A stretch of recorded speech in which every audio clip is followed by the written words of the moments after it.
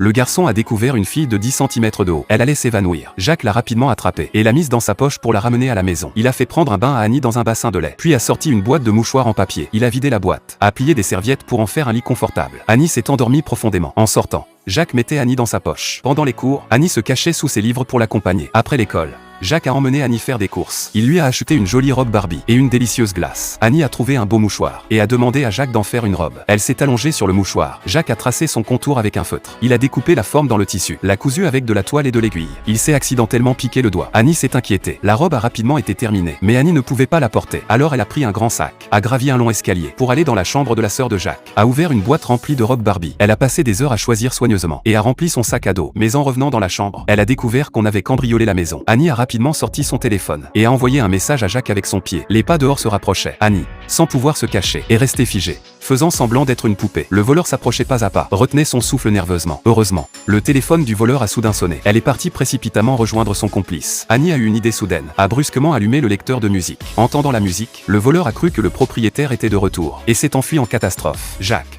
voyant le message, est immédiatement rentré à la maison. Il a respiré de soulagement en voyant Annie saine et sauve. Quand Annie a décrit le danger, ses émotions étaient vives et réalistes. Ensuite, elle a sorti les robes qu'elle avait ramenées et lui a fait un défilé de mode. Jacques était complètement charmé par sa gentillesse.